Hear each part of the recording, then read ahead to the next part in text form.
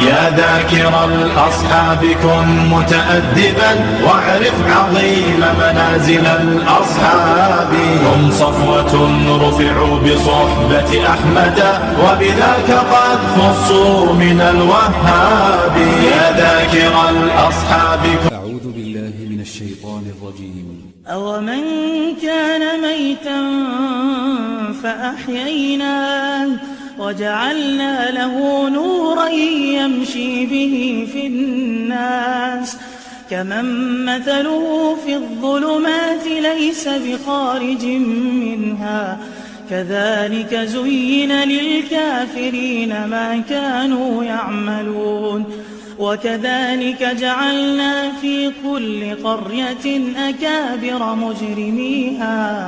أكابر مجرميها ليمكروا فيها وما يمكرون إلا بأنفسهم وما يشعرون وإذا جاءتهم آية قالوا لن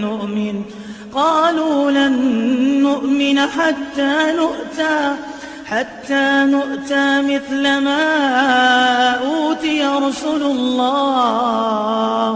الله أعلم حيث يجعل رسالته سيصيب الذين أجرموا صغار عند الله وعذاب شديد بما كانوا يمكرون. My name's Maya Wallace. I was born in 1988 in Glasgow.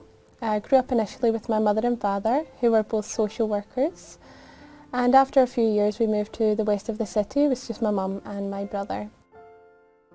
Initially my childhood was quite lonely, so I didn't have a wide social circle. It was very small, so I would spend my days at school, and after school I would come home. So then it would just be me, my mum and my brother.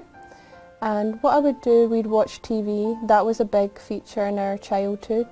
We didn't do a lot of outdoor activities in the sense of things that you would go and pay to do. What we would do would be making jewellery, playing with my dolls. I was very active in lots of sports, gymnastics, athletics.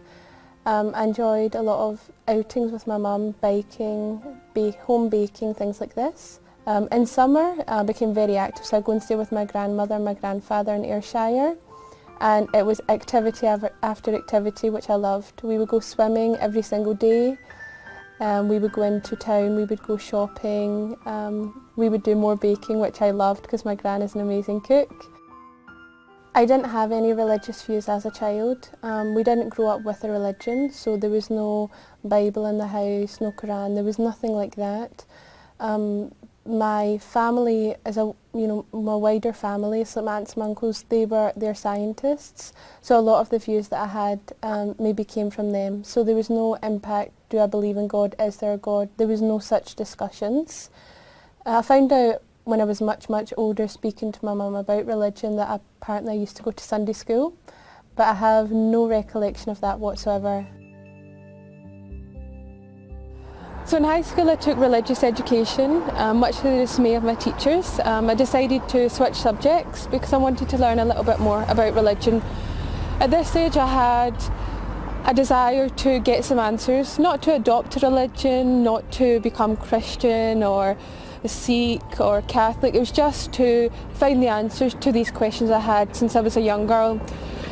Now at school I didn't get those answers. The religions that they taught, they didn't make any logical sense, and I thought, why would I have faith? This is from God, because surely God should be able to explain to me simply the answers. So my high school didn't teach Islam. At the time, it was quite superficial. They said that they couldn't teach Islam because they didn't have a religious education teacher who'd studied that religion. Either way I was happy. To me it wasn't a real religion, it was barbaric. The Muslims were crazy nutcases. They were just people that would terrorise innocent people, they would blow up buildings. So for me, I was glad. I didn't think that I would ever become Muslim, that I would ever entertain the idea of Islam. So it's quite ironic now. I am a Muslim.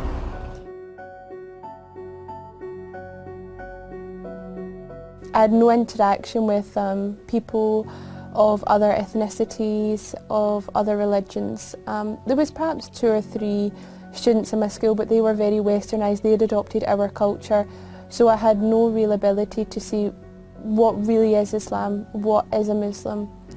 So from there on in I thought, well, I've learned about the real religions. They're a load of rubbish, I don't believe in them. So I just carried on. I just became a normal Scottish teenager. I done what you would expect of any sort of British teenager. I went out clubbing, I drank alcohol, just had a laugh. There was no point to it. Looking back, I just think at that time I thought that's what you did with your life, but to me now it just seems pointless. And where my journey into Islam began was in 2005 I started working in a call centre, and in that call centre it was predominantly Pakistani people that were in there that were Muslims, and they were not crazy. They were not anything that I had imagined that the media had portrayed. And in actual fact, they became my best friends. And this is the first time I felt I had real, true friendship, where these people really cared for me, I really cared for them. And there was a group of us. So there was Saima, there was Shakila, there was Talib, Nabil and Atif. And it was us lot together, and I would just, initially it was just, I was interacting with them, and we would just do normal things, go to the cinema, we would go out for meals. But one thing that stood out to me was the fact that what they'd done was very respectful. They had a lot of respect for themselves. They wanted to have a good image. There was a lot of things they wouldn't do. So they wouldn't come out clubbing with me. You know, once I had a birthday, I invited them and they declined, and I couldn't understand why. So slowly, it was just their behaviours, their mannerisms that introduced me to Islam.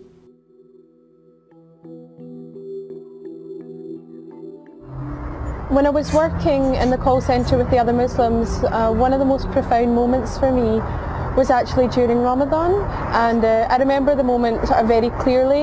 We were in the Avon's office in Baird Street, and my group of friends that I'd mentioned earlier, they were fasting and they were about to open their fast. And Saima, she actually handed me a box of spring rolls that her mother had made, and she offered them to me if I wanted some. And to me that was just such a profound moment. You know, here I am having eaten all day, probably not even realising, you know, drinking in front of them, having water or something, and they're offering me food. They're breaking their fast with me. And that was a really profound moment for me. So something happened in that moment. I became curious. What are these Muslims doing? They're starving themselves and giving their food away to me. Like, who am I? Why are they doing this? And then I started having questions.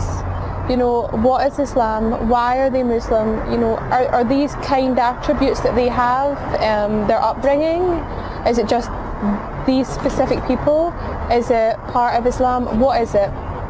And so I started to ask them questions. I started to inquire, be inquisitive. And something that really shook me is that they weren't proud, well, I think this, or I feel this, or I know that. They said, this is what the Qur'aan says, this is what the Sunnah says, this is what the Hadith says. They had proof for everything. And never at any point did they say to me, just believe, just have faith, we know this is the truth.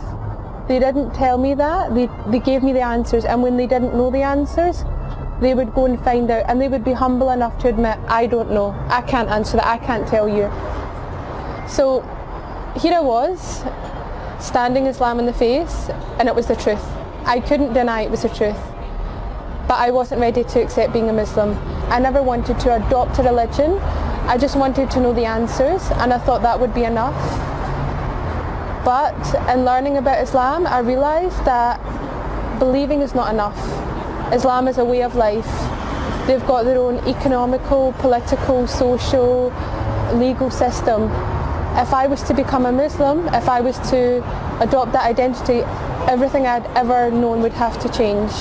But I didn't know if I could commit to being Muslim. I didn't know if I could commit to what Islam required from me. So I had what I would call a trial period. And I was going to try and see if I could do what Islam required of me. So initially it was simple things for me, like stopping eating haram meat. Being a vegetarian previously, that wasn't so hard for me. Then it was stopping drinking alcohol. Then it was stopping going out to nightclubs, which was a large part of my social life. I started to dress more modestly, so I went half of my wardrobe. And slowly, I realised that I was able to overcome these hurdles, but still I was apprehensive. You know, it was a lifetime commitment. If I became Muslim, that was it. And I wanted to be sure that I could give that commitment to Allah. And it just took a long time to get that courage, to take that leap, to know that I was doing the right thing and that Allah would see right by me and that my fears would melt away.